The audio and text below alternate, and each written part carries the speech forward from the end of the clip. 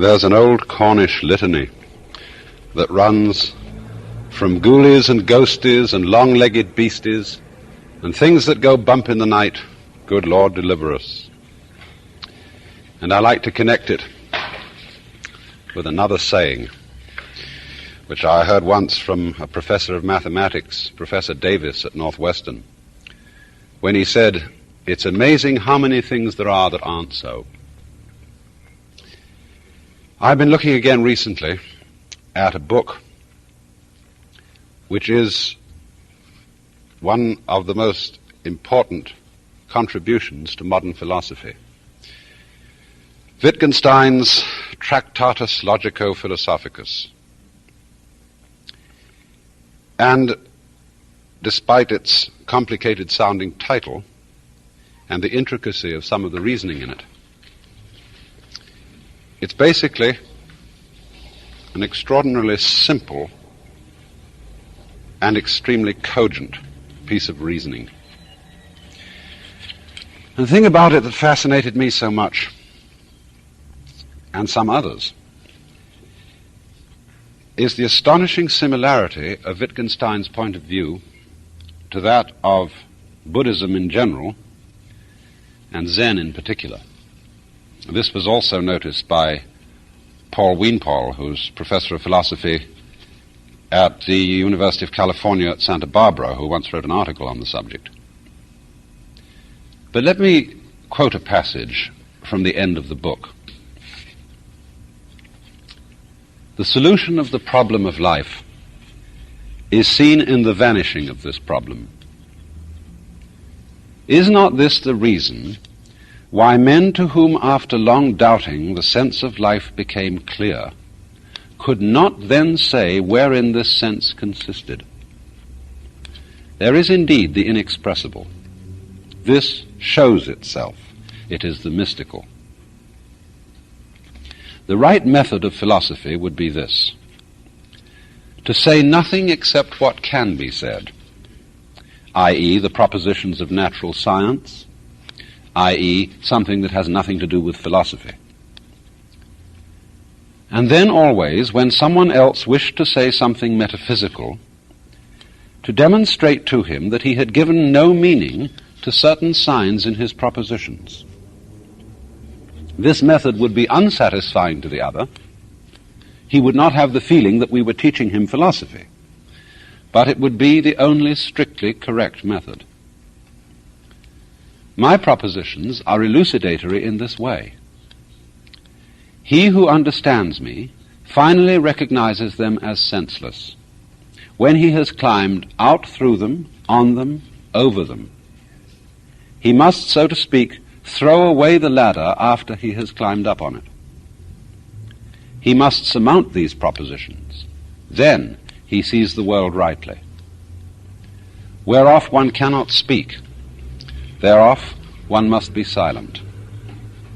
I suppose that last sentence is one of the most often quoted passages in the whole literature of modern philosophy, rather reminiscent of Lao Tzu saying, "Those who speak do not know, those who know do not speak." But as one looks over certain illustrations and images in the passage, the student of Oriental philosophy finds them extraordinarily familiar. The idea of throwing away the ladder after you've climbed up on it, that directly parallels the ancient Buddhist simile of the Buddha's doctrine being a raft to cross a river, to cross from the shore of samsara to the shore of nirvana, from life lived, in other words, as a vicious circle, to the life of liberation. It goes on to say, after you've crossed the river, you don't pick up the raft and carry it with you. You leave it behind. And so in the same way, Zen teachers have often made the remark that all the doctrines that the Buddha taught were nothing in a way but obstacles. The doctrine is sometimes likened to giving a child a yellow leaf to stop it crying for gold. And so in the same way, Wittgenstein suggests that the whole task of philosophy is really to get rid of itself. I mean, in rather the same way the task of a doctor is to put himself out of business. Of course, he never succeeds because people keep getting sick. But if he was 100% successful, he'd lose all his patients because they wouldn't be ill anymore. And so in the same way, a philosopher of this kind is very rarely out of business because there are still always people with what we might call intellectual sicknesses, bothered by fantastic and non-existent problems.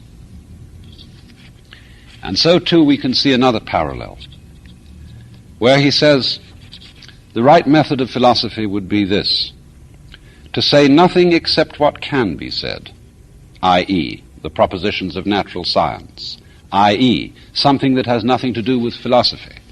It's just the same thing when the old Zen masters were asked, what is the fundamental principle of Buddhism? And one of them answered, 3 pounds of flax. What has that got to do with philosophy? What has that got to do with things of the spirit? But you see what it is. It's a perfectly ordinary, everyday remark. I know there was another story rather like this. There was an old master called Goso, and one of his students came to him one day and said, how am I getting on in my study of Zen? Oh, he said, you're all right, but you have a trivial fault. Well, what's that? You've altogether too much Zen. Well, said the student, if one is studying Zen, isn't it the most natural thing in the world to be talking about it? And the master replied, but when it's like an ordinary everyday conversation, it's somewhat better. Now, this may appear at first sight to be a kind of Philistinism. If, in other words, the most spiritual discourse that one can have is, good morning, how do you do, nice day, isn't it? Does that not reduce all the great speculations of the human intellect, the great quests of human intelligence, to mere prosaic, everyday matters? Well, it depends. You know, extremes often have a deceptive resemblance between each other. Very often, parallels have been drawn between the wisest of men and idiots, or between great sages and children, or between saints and drunkards. For in rather the same way that the highest and the lowest notes of the musical scale are alike inaudible, and yet extremely different, so in a somewhat similar way, the person who's been through the whole thing, the whole quest of wisdom, the whole study of philosophy, ends up deceptively like a stupid man who never heard of philosophy in his life. You know the Zen saying, when I knew nothing of Buddhism, mountains were mountains and waters were waters. But when I had studied it a great deal, mountains were no longer mountains and waters were no longer waters. But when I had thoroughly understood the whole thing and arrived at the abode of peace, mountains were once again mountains and waters once again waters. Something rather similar happens here, because you see, what Wittgenstein is really saying is that there is no problem of life, in the sense in which we ordinarily use that phrase. And that seems an almost astounding affront to our common sense. Life not a problem. We see it as nothing but problems. We regard ourselves in a morning, noon, and night struggle to solve the great problem of existence. And for some people this problem is, why does the universe exist? For other people the problem is, how am I going to get enough to eat? And therefore, when you take it at one extreme or the other, why does the universe exist, or how am I going to get enough to eat? Who can say that life is not a problem? And yet here is this audacious suggestion that what we are bothering about is a ghost. It's something that isn't really there. But you know, when we look at the history of science, we find to what an extraordinary sense science has solved problems by dissolving them. I mean, such things, for example, people have spent years and years and years, hours and hours of thought, trying to invent a mechanical contraption that would be in perpetual motion. Think of the trouble they would save themselves if they'd realized it can't be done. Or they've tried to find a construction for trisecting an angle with a straight edge and compass.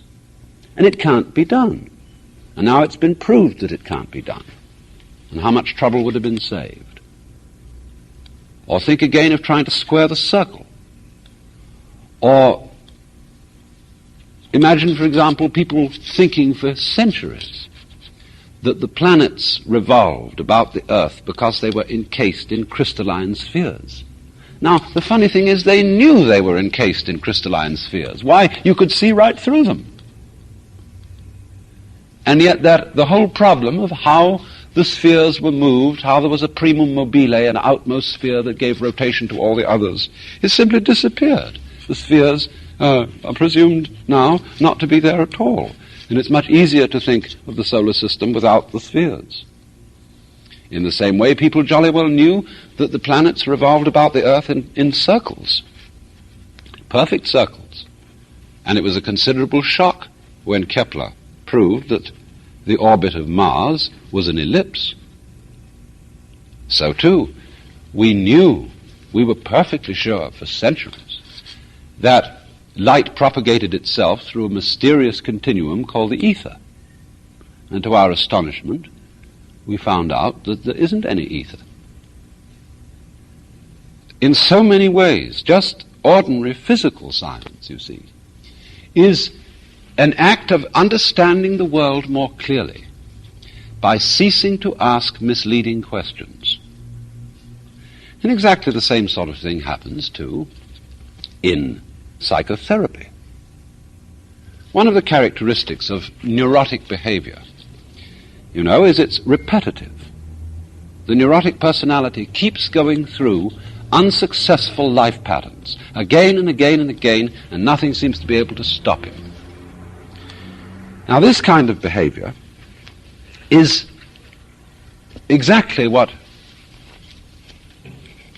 a Buddhist would mean by samsara, the round or the rat race of birth and death, that is to say, of life as we ordinarily live it. Because it is a round, it is a vicious circle, for the reason that we keep trying to solve problems that are not simply overwhelmingly difficult, but problems that are not problems at all. They only look like problems.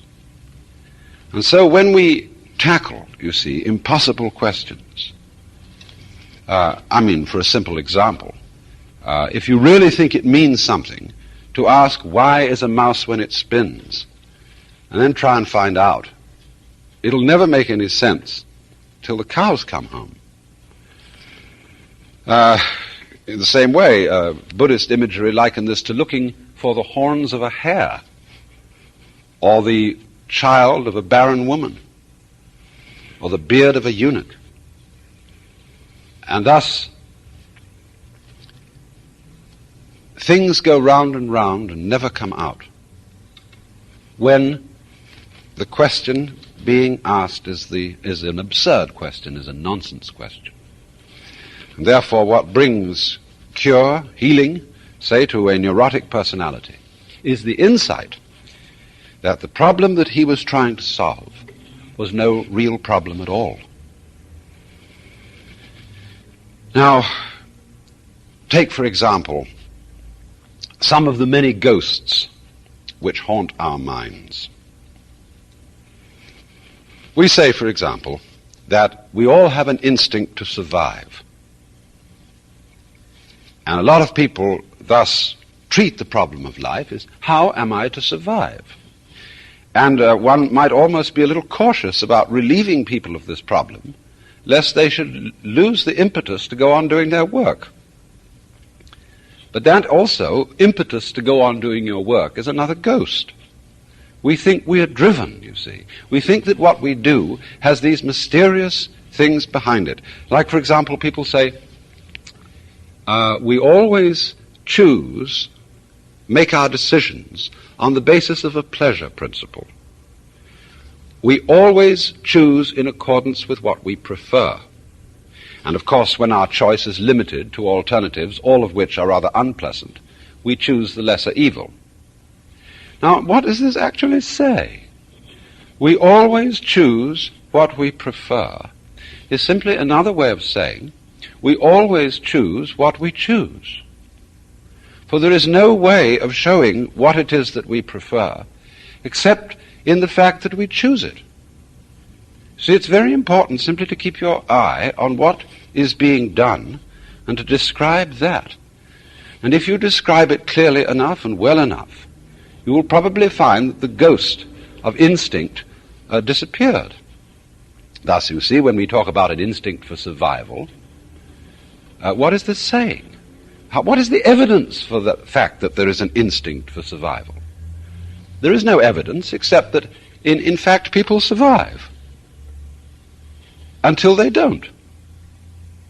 And this is rather odd, because what happens to the instinct for survival when people don't survive? Well, Freud thought he solved this problem by inventing a death wish, a death instinct. But that, too, is something as phony as the survival instinct. And the whole problem is much more simply described if we get rid of both of these ghosts. So, in this way, we find that when we try to explain some kind of behavior, some kind of activity, by supposing that there is a motivating force, a sort of incarnate spook behind the whole thing, what has really happened is that we haven't described what's going on sufficiently clearly. Now, this comes out in another way. When we try to describe anything at all and think that we are describing something that, as it were, exists all by itself, like the Cheshire Cat in Alice in Wonderland, whose face just hung all by itself in mid-air. I mean, supposing we draw the Cheshire Cat, and here he is with his big grin, and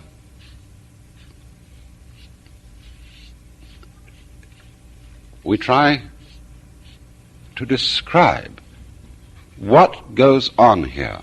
What is this figure?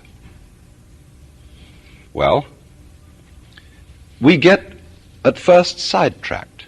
We are fascinated by the figure. Our attention is riveted upon it, and we think that that is what we are talking about, all by itself, just up there.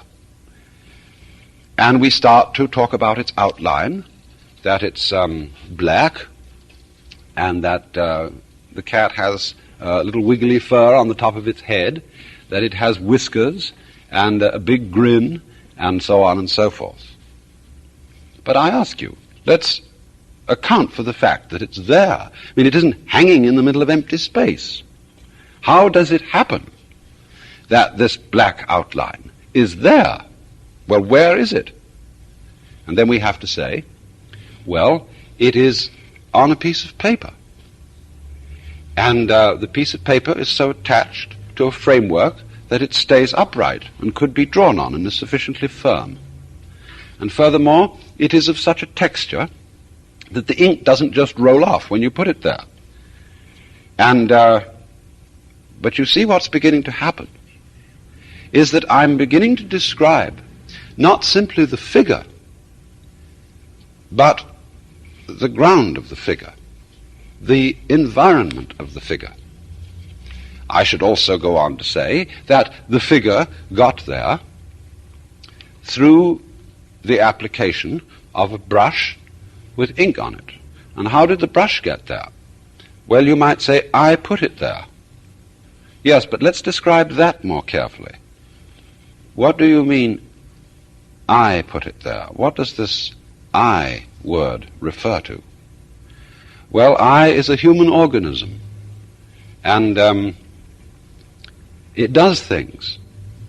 Wait a minute. What is this it does things? Describe that more carefully. And what are you going to describe?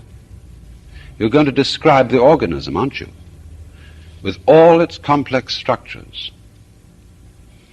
But as you describe those structures, as you describe that organism accurately, you are going to describe another action. You will describe the whole thing in terms of process. You won't find, as it were, something doing the process. As I've often said, we are so bugged by the notion of stuff, you see. Stuff acting, stuff doing things. But all that is, you see, is that the world strikes us as being material until we examine it closely. In other words, a distant nebula in the heavens looks like a solid star until you turn a giant telescope on it and you make out the clear pattern of a spiral nebula. Or, to the naked eye, a lump of wood looks like a solid and impenetrable mass of continuous matter. But when you start turning powerful microscopes on it and the instruments of nuclear physics, you begin to find out that this apparently solid lump of wood is a whirring mass of electrical charges going on in relatively enormous spaces. In other words, the concept of stuff is a sensation that we get when we haven't examined things sufficiently closely, or when our instruments are not fine enough to penetrate what we're observing. But when the instruments are fine enough, what we get instead is pattern, and pattern is simply a form of behavior, of activity. Consider this in another way. Let's go back to the human organism and ask the question, well, what about its shape? How is it that a human organism is contained? All the organs are kept in by the skin. Well, we will describe, of course, the structure of skin and how it is that it holds together. But then we'll soon find out that we're also talking about the surrounding air, which impinges upon the human skin with a pressure of about 15 pounds per square inch, so that if it weren't there, we'd explode. Now, so the question arises, what is keeping the organism in shape? And we find out that it is not only what is going on inside the skin that keeps it in shape, but also what's going on outside the skin.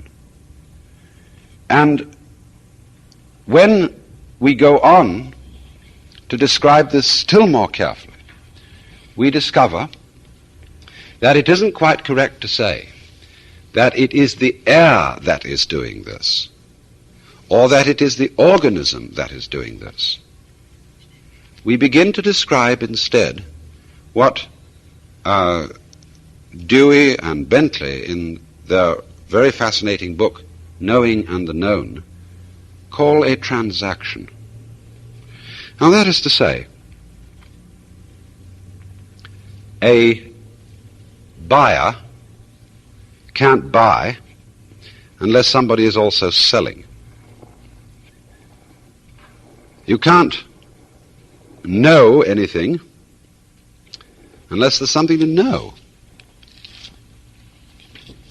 You can't eat unless there's something to be eaten.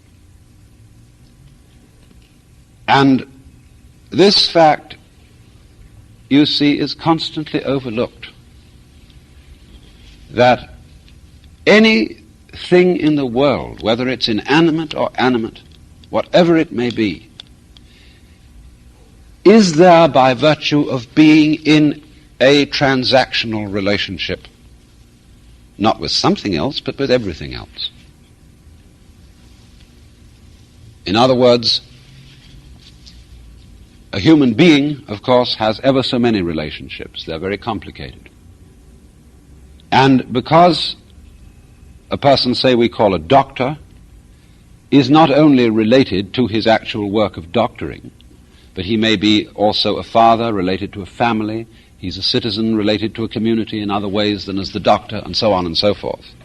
And so we begin to imagine him, as it were, apart from his relationships, as a sort of constant, going through all these different relationships, and therefore in some way different from them all.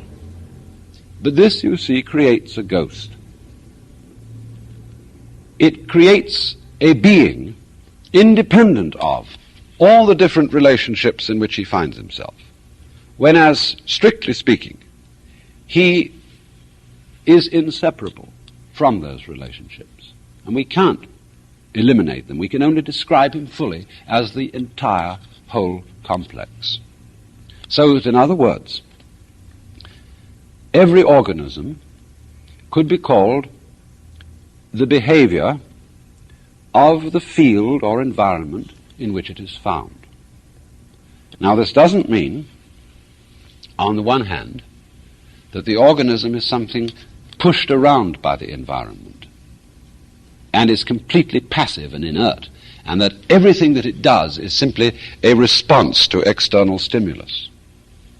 Because, in a way, the organism is part of its environment.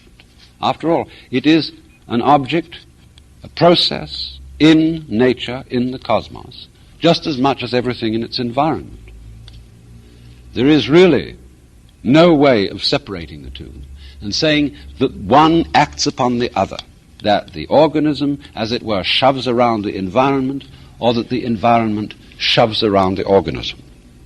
Instead of speaking, as it were, in this terminology of doers and done-tos, of attackers and victims, we simplify things considerably, just by confining ourselves to a description of what is happening.